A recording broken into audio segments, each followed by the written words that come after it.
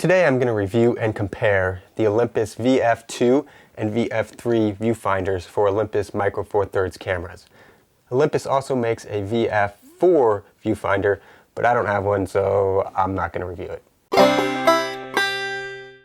In my opinion, the biggest and functionally most important difference between these two is the screen. In the VF-2, the screen is a 1.4 megapixel screen, whereas in the VF-3, it's a 0.9 megapixel screen.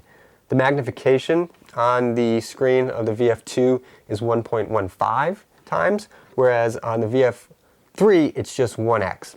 The eye point, that's the distance from the screen to your eye, is a little longer on the VF-2 as well.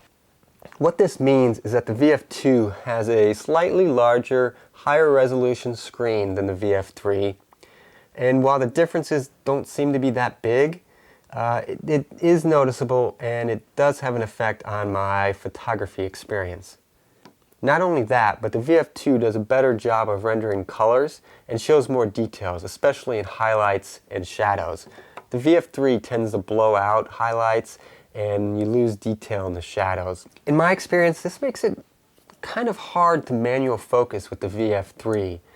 Without zooming in on the image, I'm able to nail perfect focus with using the VF-2 most of the time, whereas when I use the VF-3, I miss perfect focus more than I'd really like. The poor color rendering and the lower resolution of the VF-3 also makes it a little harder to adjust exposure just right. While the VF-2 isn't perfect, it is better when it comes to manual exposure control. The VF-2 is slightly larger than the VF-3 in every dimension. In practice, I don't notice a difference, with one exception. The VF-2 does sit a little farther back from the camera, which is actually a good thing.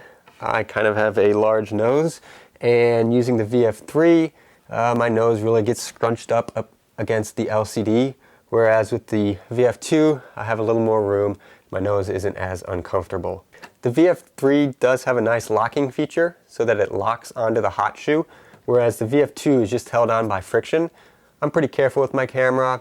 I've never had an issue, but I suppose you could knock off the VF-2, especially if you hit it on your leg or some other object. The VF-3 diopter adjustment is this dial on the side, and it has little clicks for the different positions. It's a nice little dial, except I find that I knock it out of place all the time, pulling it in and out of the camera bag. The diopter adjustment on the VF-2 is just the entire eyepiece on the back rotates, and I kind of like this design better. Speaking of eyepieces, the eyepiece on the VF-2 is a circle, whereas it is a rectangle on the VF-3.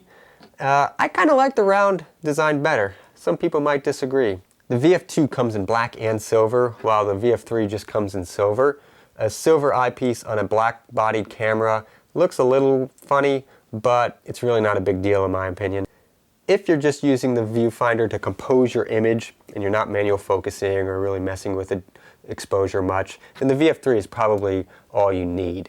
If, on the other hand, you use manual focus or you use a mode other than P or I auto, then the VF-3 probably isn't enough for you, and you'll probably be much happier with the VF-2. The VF-2 is more expensive than the VF-3, but if you look around, you can usually find a used or refurbished VF-2 for the same price or a similar price as a new VF-3. If I had to do it all over again, I would probably go that route and look for a used or refurbished VF-2. I hope the video was helpful to you. If it was, give it a thumbs up. If you want to add something or you disagree with something I said, leave a comment. You can also subscribe to keep up to date with my newest videos. Thanks for watching. Not only that, but the VF-2 does a better job of rendering colors, and what does it do?